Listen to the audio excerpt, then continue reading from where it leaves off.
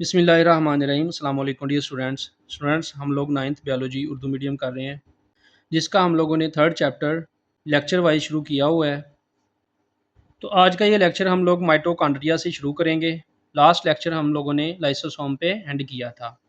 तो जो बच्चे चैनल पे नए हैं वो लाजमी तौर पे चैनल को सब्सक्राइब कर लें ताकि नई आने वाली वीडियोज़ बआसानी आप लोगों तक पहुँच सकें। तो माइक्रोकॉन्ड्रिया से स्टूडेंट्स आज हम आगाज़ करेंगे। माइक्रोकॉन्ड्रिया वाहद माइक्रोकॉन्ड्रियान सेल के तवानाई पैदा करने वाले मराकज़ यानी पावर हाउस हैं।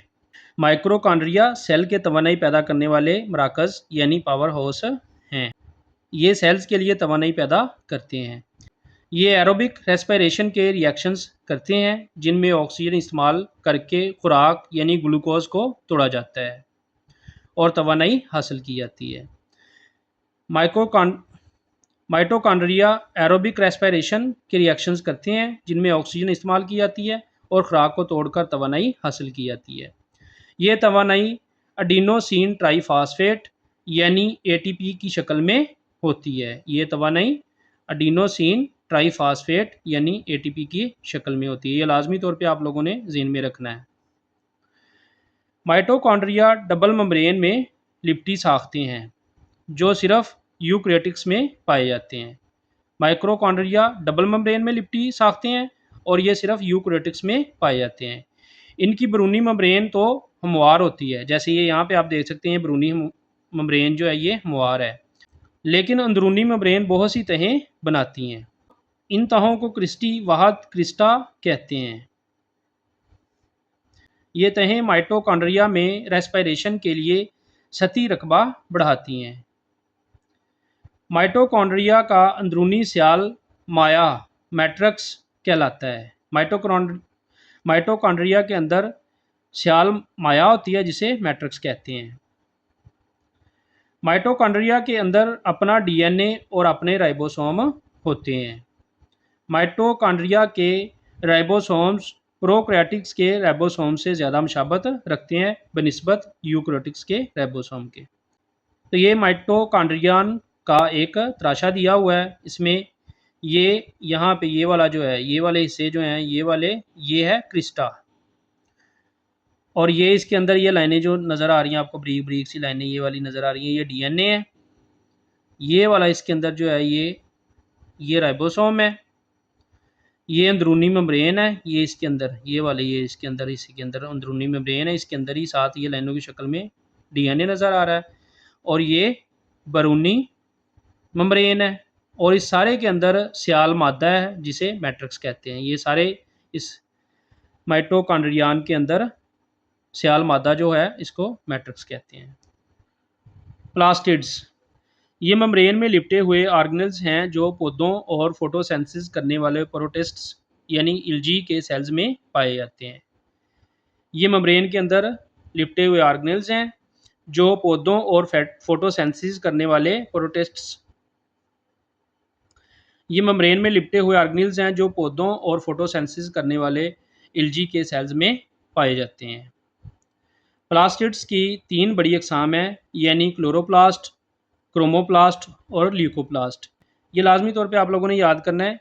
ये एमसीक्यूज़ में भी इसके हिस्से पूछे जा सकते हैं और शॉर्ट क्वेश्चन में भी, और इसका शॉर्ट क्वेश्चन भी बन सकता है। क्लोरोप्लास्ट ये सब्ज़ रंग के प्लास्टिड हैं और पौधे के सब्ज़ हिस्सों और इल्जी में पाए जाते हैं। क्लोरोप्लास्ट सब्ज़ रंग के प्लास्टिड हैं और ये सब्ज़ हिस्सों और इल्जी में पाए जाते हैं। इनमें फोटोसिंथेसिस के पिगमेंट होते हैं, मसलन सब्ज़ पिगमेंट क्लोरोफिल। क्लोरोप्लास्ट फोटोसिंथेसिस करते हैं। पिगमेंट की मदद से ये रोशनी की तवानाई को जज़ब करके इसे कीमियाई तवानाई में तब्दील करते हैं। क्लोरोप्लास्ट पिगमेंट की मदद से रोशनी को जज़ब करते हैं और इसको कीमियाई तवानाई में तब्दील करते हैं। इसके बाद वो इस तवानाई को इस्तेमाल करके ग्लूकोज तैयार करते हैं। माइटोकॉन्ड्रिया की तरह क्लोरोप्लास्ट भी डबल मेम्ब्रेन में लिपटे होते हैं। ये यहाँ पे आप देख सकते हैं, इसके बाहर वाली साइड पे मेम्ब्रेन है और अंदर वाली साइड पे भी मेम्ब्रेन है। डबल मेम्ब्रेन में ये लिपटे होते हैं। क्लोरोप्लास्ट के अंदरूनी मेम्ब्रेन अंदरूनी तरफ ढेर बनाती है। ये ढेर ग्रीना वाहद ग्रीनम कहलाता है। क्लोरोप्लास्ट की अंदरूनी मेम्ब्रेन अंदरूनी तरफ ढेर बनाती है। ये ढेर ग्रीना वाहद ग्रीनम कहलाते हैं।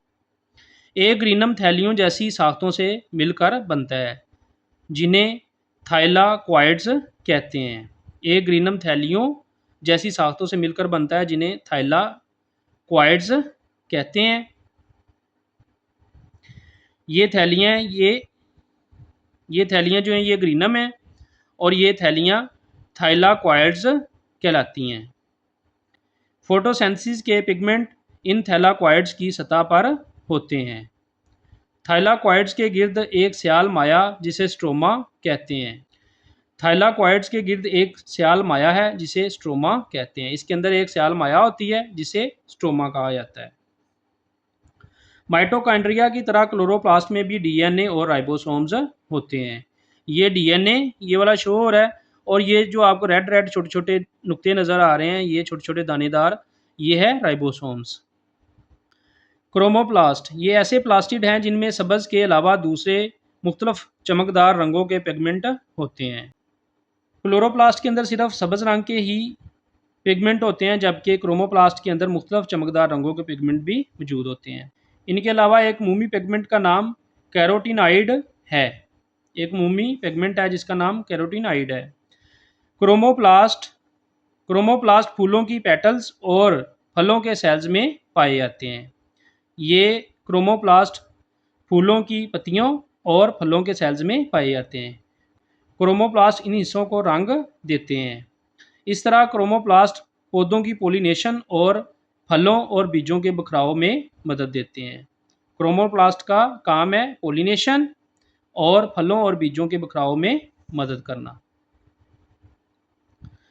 ल्यूकोप्लास्ट ये वो प्लास्टिड हैं जिनमें कोई पिगमेंट नहीं होता। ल्यूकोप्लास्ट के अंदर कोई पिगमेंट नहीं होता। ये स्टार्च, लिपिड्स और प्रोटीन्स ज़ख़ीरा करते हैं। ये पौधे के उन हिस्सों के सेल्स में पाए जाते हैं जहाँ खुराक ज़ख़ीरा की जाती है, जैसे ज़ेरे ज़मीन, तने, बीज, जड़ें वगैरह।